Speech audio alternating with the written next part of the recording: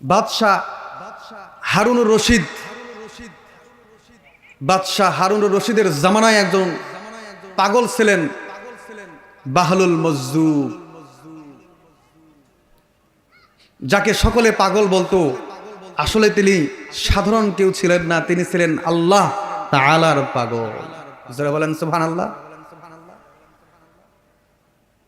একদিন বাদশাহ হারুনুর রশিদ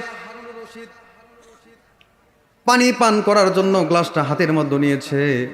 বাহলুল মজজুব আওয়াজ দিয়ে বলছে, বাদশাহ, দৈনন্দিন জীবনে আপনি পানি পান করতেছেন। ওগো বাদশাহ, আপনি প্রতিদিন তো পানি পান করেন, কোনোদিন হিসাব করলেন না এই এক গ্লাস পানির দাম কত হইতে পারে? আপনি তো পানি খাবেন বাদশাহ, আমি আপনাকে পানি পান করতে দেব, তবে আজকে আপনি এই এক গ্লাস পানির দাম কত হইতে পারে আপনি একটু হিসাব নিকাশ করার পরে পানিটা খাবে। বাদশাহ ডাক দিয়ে বলতেছে, বাহলুল, পানি তো খাওয়ার জিনিস, এটা তো হিসাব করার জিনিস নয়, কি হিসাব করব? মানুষ কি তোমারে সাধে পাগল বলে? বাহলুল মজজুব ডাক দেয়, কয়, বাদশাহ গো, দৈনন্দিন জীবনে পানি পান করেন, আজকে একটা দিন আপনি পানির হিসাব করেন, পানি পান করেন, দেখেন তো এই এক গ্লাস পানির দাম আল্লাহ রাব্বুল আলামিন এর দরবারে কত হইতে পারে? এই এক গ্লাস পানির দাম কত হইতে পারে বাদশাহ? আজকে একটু হিসাব করেন। বাহলুল মজজুব বলে, বাদশাহ, ধরেন আপনার প্রচন্ড পিপাসা লেগেছে, পিপাসার কারণে আপনার ছাতি ফেটে যাবে, আপনার পিপাসার কারণে আপনার প্রাণটা চলে যাবে, প্রাণনাশের কারণ হইতে পারে, আপনার হায়াত শেষ হয়ে যাইতে পারে, পানি পান না করলে আপনি মারা যাবেন। ও বাদশা গো, সারা দুনিয়ার মধ্যে কোথাও পানি নাই, সারা দুনিয়া তালাশ করেছেন, কোথাও এক ফোঁটা পানি পান নাই। আপনার এই বিশাল রাজত্ব রয়েছে, আপনি তো অনেক বড় বাদশাহ, অনেক বড় রাজত্ব আল্লাহ রাব্বুল আলামিন আপনাকে দান করেছে। বাদশা গো, আপনি সারা দুনিয়া তাল্লাশি করলেন, সারা দুনিয়া খোঁজ করলেন, কিন্তু কোথাও আপনি পানি পাইলেন না। ওগো বাদশাহ, আপনার প্রাণটা চলে যাবে পানি যদি পান না করেন। এমন মুহূর্তে আমি বাহলুলের কাছে এক গ্লাস পানি রয়েছে। ও বাদশাহ, এই এক গ্লাস পানি ছাড়া দুনিয়ার জমিনে আর কোথাও পানি নাই। ও বাদশাহ, আমি বাহলুল আপনাকে বললাম আমি আপনাকে এক গ্লাস পানি পান করতে দেব, তবে শর্ত হলো বাদশা গো, এই এক গ্লাস পানির বিনিময়ে আপনার অর্ধেক রাজত্ব আমি বাহলুলের নামে আপনাকে লিখে দিতে হবে। বাদশাহ হারুনুর রশিদ বলতেছে, বাহলুল, কি এমন শর্ত দিয়েছ? হ্যাঁ, বাহলুল মজজুব বলে, বাদশাহ, কি শর্ত হইল? সারা দুনিয়ার ভিতরে কোথাও পানি নাই, আপনার প্রচন্ড পিপাসা লেগেছে, প্রচন্ড পিপাসা লেগেছে, আপনার পানি পান করতে হবে, কিন্তু দুনিয়ার কোথাও পানি নাই, আপনারে পানি পান করা ছাড়া, মরা ছাড়া আর কোনো উপায় থাকবে না, আপনাকে পানি পান করতেই হবে। ও গো বাদশাহ, এমন মুহূর্তে দুনিয়ার জমিনে কোথাও পানি নাই, যদি আপনি মারা যান আপনার এই বিশাল রাজত্ব দিয়ে হবে কি? বাদশাহ গো, এই জন্যই বলতেছি, এই এক গ্লাস পানি শুধু আমার কাছেই আছে, আমি আপনাকে দিতে পারি। এই এক গ্লাস পানি পান করলে আপনার হায়াতে জিন্দেগি বেঁচে যাবে। ও বাদশাহ, আমি শর্ত দিলাম আপনার অর্ধেক রাজত্ব আমার নামে লিখে দিতে হবে। বাহলুল মজজুব বলতেছে, বাদশা গো, পানি পান না করলে আপনার প্রাণটা চলে যাবে। এমন মুহূর্তে আপনি এই এক গ্লাস পানি ছাড়া আর দুনিয়ার কোথাও পানি নাই, আমি আপনাকে শর্ত দিলাম আপনার অর্ধেক রাজত্ব আমার নামে লিখে দিতে হবে। বাদশা গো, এমন মুহূর্তে আপনি কি অর্ধেক রাজত্ব আমার নামে লিখে দিয়ে হইলেও পানি পান করবেন? বাদশা ডাক দেয়, কয়, বাহলুল, যদি আমার প্রাণটাই না থাকে তাহলে এই বিশাল রাজত্ব দিয়ে হবে কি? এই বিশাল বাদশাহী দিয়ে হবে কি? ও বাদশাহ, আমি বাদশাহ তোমাকে বলে দিলাম, তুমি আমাকে এই এক গ্লাস পানি দিলে অর্ধেক রাজত্ব তোমার নামে লিখে দেব। বাহলুল মজজুব ডাক দেয়, কয়, বাদশা গো, এইবার হিসাব করেন, আপনি পানি পান করেছেন অর্ধেক রাজত্ব দিয়ে, আপনি পানি পান করেছেন মাত্র 1 গ্লাস, এই 1 গ্লাস পানির দাম আপনার অর্ধেক রাজত্ব। ও বাচ্চা, পানি খাওয়ার পরে নেক্সট আইটেম, আপনার পেশাবে ধরছে, আপনার পেশাবটা আটকে গেছে, আপনার পেশাব আর বের হয় না, আপনার এমন পরিস্থিতি হয়ে গেছে পেশাব নিয়ে আপনি বাসতলাও শান্তি পাইতেছেন না, গাছতলাও শান্তি পাইতেছেন না, বাদশা আপনার রাজদরবারেও শান্তি পাইতেছেন না। বাচ্চা গো, এমন মুহূর্তে দুনিয়ার কোনো হাকিম নাই, দুনিয়ার কোনো ডাক্তার নাই, ওই আপনার 1 গ্লাস পানি পান করার পরে ওই পানিটা পেশাব হয়ে বের হবে, কিন্তু পেশাব আটকে যাওয়ার কারণেই আপনার এই পেশাবটা কেউ বের করতে পারে না। বাচ্চা গো, দুনিয়ার কোনো ডাক্তার নাই, দুনিয়ার কোনো হাকিম নাই, আমি বাহলুল একমাত্র হাকিম রয়েছি, আপনার ওই পেশাবটা বের করে দেব। ও গো বাচ্চা, এমন মুহূর্তে আমি আপনাকে বলতেছিলাম, শর্ত দিলাম,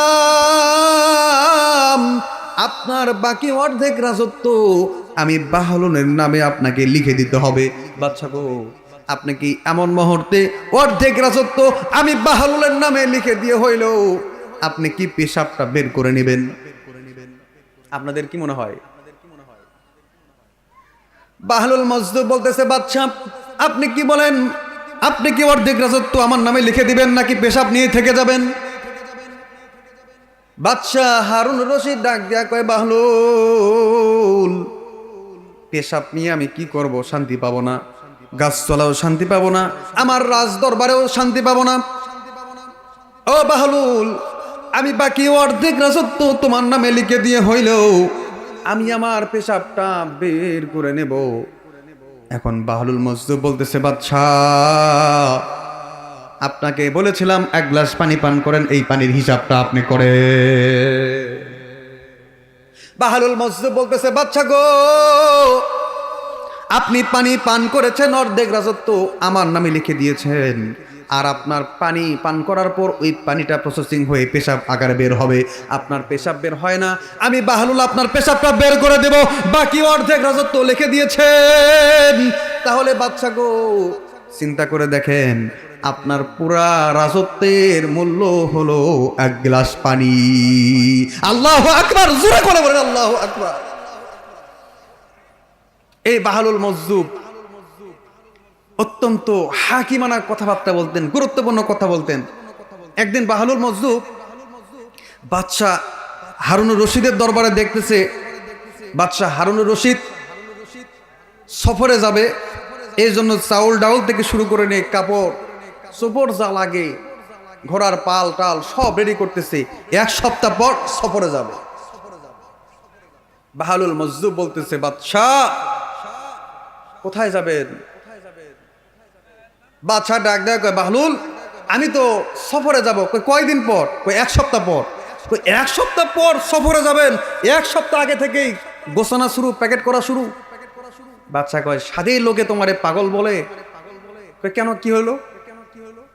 1 সপ্তাহ পর যে আমি যাব, অন্য জায়গায় যাব, ওই জায়গায় গিয়ে খাবার পাবো কিনা, ওই জায়গায় গিয়ে কাপড় পাবো কিনা, ওই জায়গায় গিয়ে গাড়ি পাবো কিনা, এই জন্য 1 সপ্তাহ আগে থেকে এগুলো প্যাকেটিং করতেছি। দেখেন না, আমাদের কেউ যখন ঢাকায় যায়, দূরে যায়, তখন আগে থেকে প্যাকেজিং এর কাজ চলে, আগে থেকে প্যাকিং করে। কেননা যে জায়গায় যাইতেছে ওই জায়গায় ওই জিনিস নাও পাইতে পারে। যারা প্রবাসী ভাই রয়েছে,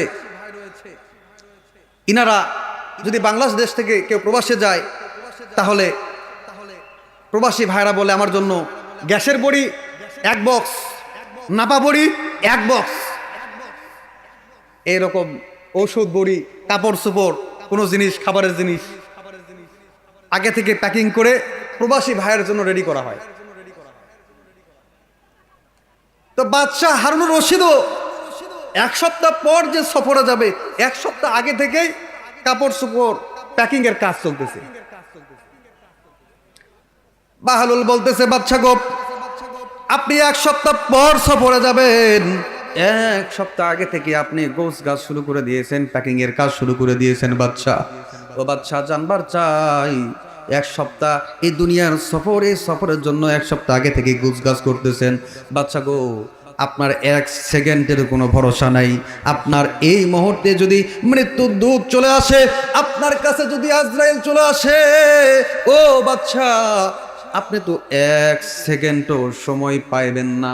ও বাচ্চা গো, এই মরণের পরে যে জীবন রয়েছে, মরণের পরে যে কবরের জিন্দগি রয়েছে, আবাদানের জিন্দগি, যে জিন্দগির শুরু আছে শেষ নাই, ও বাচ্চা জানবার চাই ওই কবরের জন্য আপনি কি মাল সামান রেডি করেছে? এক সপ্তাহ পর সফর, দুনিয়ার সফর। এই জন্য যদি আপনার এত গুছগাছ করার প্রয়োজন পড়ে, এত আয়োজনের প্রয়োজন পড়ে, ও বাচ্চা, আপনি যে হায়াত গ্রহণ করেছেন এই হায়াতের তো কোনো গ্যারান্টি নাই। আপনি মারা গেলেই আপনার কবরের জিন্দগি শুরু। ও বাচ্চা, এই কবরের জিন্দগির জন্য আপনি কি করলেন? কথাটা কিন্তু অত্যন্ত গুরুত্বপূর্ণ কথা বলেছেন, অত্যন্ত গুরুত্বপূর্ণ কথা বলেছেন। আমরাও দেখেন দূরে দূরে গেলে আগেই প্যাকিং এর কাজ করে রাখি, কাপড় চোপড় গুছায় রাখি। মৃত্যুর পরে আমাদের যে জিন্দগি রয়েছে, এই জিন্দগির জন্য আমরা কোনো কিছু সংগ্রহ করি নাই। ইযা জাআ আজালুহুম লা ইস্তাখিরুনা সাআতান ওয়া লা ইস্তাকদিমুন। মৃত্যু দূত যদি চলে আসে, কাউকে এক সেকেন্ডেও কম বেশি সময় দেওয়া হবে, সময় দেওয়া হবে না। দুনিয়ার জিন্দগি ক্ষণস্থায়ী, এই ক্ষণস্থায়ী জিন্দগির জন্য যদি আমি এত আয়োজন করি, তাহলে যে জিন্দগির শুরু আছে শেষ নাই, ওই জিন্দগির জন্য আমার মাল সামানা রেডি করার দরকার আছে না নাই? এই বাদশাহ হারুনুর রশিদ বাহলুলকে একটা লাঠি দিয়েছিল, একটা লাঠি দিয়েছে, এক হাত থেকে 1.5 হাত হবে। বাদশাহ বলতেছে, বাহলুল, এই লাঠিটা তুমি তাকেই দিবা, তোমার চাইতে যদি কোনো বড় বেকুব, তোমার চাইতে যদি বড় কোনো দেখো নির্বোধ আছে, বোকা কেউ আছে, তাহলে তুমি এই লাঠিটা ওই বোকাকে তুমি হাদিয়া দিবে। তো এই বাহলুল মজদুব সুযোগ পেয়ে গেছে, লাঠিটা তুলে আস্তে করে বলতেছে, বাদশাহ এই যে নেন, লাঠি নেন।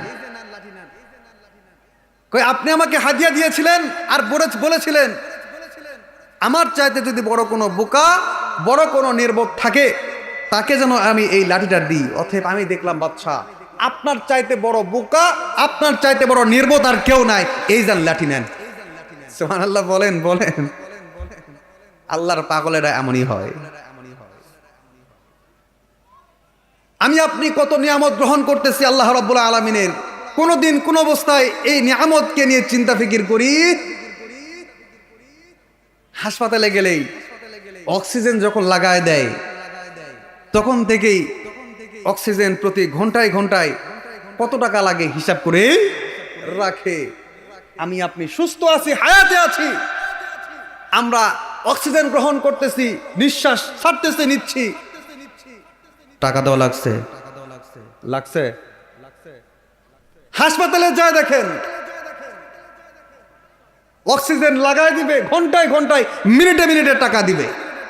কথা বলেন।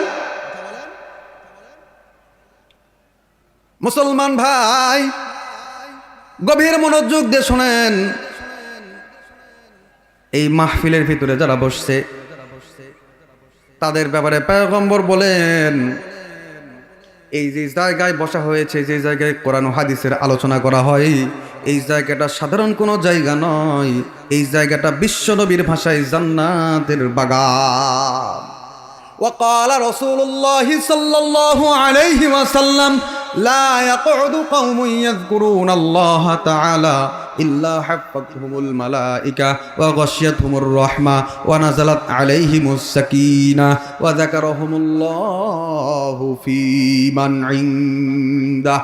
বিশ্বনবী পয়গম্বর আলাইহিস সালাম বলেন, যে জায়গায় কোরআন ও হাদিসের আলোচনা করা হয়, যেই জায়গায় আল্লাহ আল্লাহর রাসূলের আলোচনা করা হয়, ওই জায়গাটা দুনিয়ার কোনো সাধারণ কোনো জায়গা নয়, ওই জায়গাটা বিশ্বনবীর ভাষায় জান্নাতের বাগান। শুধু তাই নয়, শুধু তাই নয়, আল্লাহ তাআলা অসংখ্য অগণিত রহমতের ফেরেশতা আমাদের কাছে পাঠিয়ে দিয়েছে, সুবহানাল্লাহ বলেন। শুধু তাই নয়, ফেরেশতাদেরকে আল্লাহ রাব্বুল আলামিন বলতে থাকে, ফেরেশতারা শোনো, আমার ওই বান্দাগুলো কেন ওই মাহফিলের ভিতরে বসে আছে? ফেরেশতারা ডাক দেয়, কয় আল্লাহ গো, তোমার এই বান্দাগুলা দুইটা জিনিস চাই। এক নাম্বার হলো জাহান্নাম থেকে বাঁচতে চাই, জান্নাত পাইতে চাই। দুই নাম্বার হলো নিজের জিন্দগির সমস্ত গুনাহগুলা মাফ করে নিতে চায়। আল্লাহ বলে, ও ফেরেশতারা, তোমরাই না বলেছিলে আমার এই বান্দাগুলা দুনিয়ার জমিনে গিয়ে রক্ত ফাসাদ করবে, ফিতনা ফাসাদ সৃষ্টি করবে? তারা তো পারতো এই সময় ঘোরাঘুরি করতে, তারা তো পারতো মেলায় গিয়ে ঘোরাঘুরি করতে, তারা তো পারতো দুনিয়ার যত কাজ আছে এই কাজগুলোর ভিতরে মশগুল হইতে, তারা পারতো বাড়িতে গিয়ে শুয়ে থেকে আরাম করতে, ঠান্ডার ভিতরে, রজনীর ভিতরে, রাত্রের বেলায় তারা এই মাহফিলে বসেছে, কোরআন ও হাদিসের আলোচনা শুনতেছে। ও ফেরেশতারা, তারা কি চায়, কি চায়? ফেরেশতারা বলতে থাকে, আল্লাহ গো, তারা তো চায় নিজেদের গুনাহগুলা মাফ করে নিতে। দুই নাম্বার একটা জিনিস চায়, আল্লাহ তোমার স্পেশাল জান্নাতের ভিতরে তারা যাইতে চায়। আল্লাহ বলে, ফেরেশতারা তারা যদি আখেরি মুনাজাত পর্যন্ত থাকতে পারে, আখেরি মুনাজাতে যদি তারা গুনাহের কারণে অনুতপ্ত হইয়া আমি আল্লাহর কাছে যদি করতে পারে তওবা, আর যদি দিতে পারে কান্দা, আমি আল্লাহ ওই বান্দার জিন্দগির সমস্ত গুনাহ মাফ করে দিব। শুধু তাই নয়, শুধু তাই নয়, বান্দাদেরকে গুনাহ মাফ করে দিয়ে বান্দাদের তকদিরে জান্নাতটা পর্যন্ত আমি আল্লাহ বরাদ্দ করে দেব। আর আল্লাহ তাআলা যে জায়গায় কোরআন ও হাদিসের আলোচনা করা হয়, ওই জায়গায় অসংখ্য অগণিত আল্লাহ রাব্বুল আলামিন রহমত বর্ষণ করতেই থাকে, সুবহানাল্লাহ জোরে বলেন। এখন বলেন, যারা এই মাহফিল ছাড়া ঘোরাঘুরি করতেছে, তারা এই জান্নাতের বাগানে বসতে পারছে? আওয়াজ করে বলতে হবে, পারছে? অথচ যুবক ভাই, তুমি মনে করতেছো এখনই মাহফিলে গিয়ে বসে কি হবে? ও যুবক ভাই, শুনে নাও, হায়াতের কোনো গ্যারান্টি, হায়াতের কোনো প্রকার গ্যারান্টি নাই। ওই যে তাকে দেখো, তোমার মতো কত যুবক তিন বন্ধু মিলে মোটর সাইকেলে উঠছে, রাস্তায় চলতে চলতে ট্রাকের চাপায় পড়ে পিষে একদম মগজ পর্যন্ত বাইর হয়ে যায়। ও যুবক, তোমার মতো কত যুবক দেখো না স্ট্রোক করে মারা যাইতেছে, তোমার মতো কত যুবক মোটর সাইকেল নিয়ে অ্যাক্সিডেন্ট করে মারা যাইতেছে, হায়াতের কোনো গ্যারান্টি নাই। তুমি কি মনে করে ঘোরাফেরা করতেছো? তুমি মনে করেছো তোমার হায়াত আরো আছে? না, হায়াতের কোনো গ্যারান্টি নাই। ইদা জা আজালুহুম ফালা ইস্তাখিরুনা সাআতান ওয়ালা ইস্তাকদিমুন। হায়াতের কোনো গ্যারান্টি নাই। সমাজের যুবকেরা যদি ভালো হয়ে যায়, তাহলে এই অত্র উপজেলার ভিতরে কোন নাস্তিক, বেঈমান, মুরতাদ মুসলমানদের উপরে, মুসলমানদের মাযহাবে, মুসলমানদের ধর্মের উপরে কথা বলার সাহস দেখাতে পারবে? কোশ্চেন কেন সম্ভব নয়।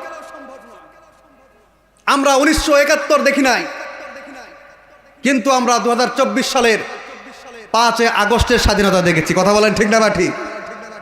যুবকেরা এক হয়েছিল, মাদ্রাসার ছাত্র ভাইয়েরা, স্কুল ইউনিভার্সিটির ছাত্র ভাইয়েরা সকলে এক হয়ে কালেমার পতাকা হাতের ভিতরে নিয়ে তারা রাজপথ দখল করে আল্লাহু আকবারের তাকবীর দিয়ে মাঠে নেমেছিল।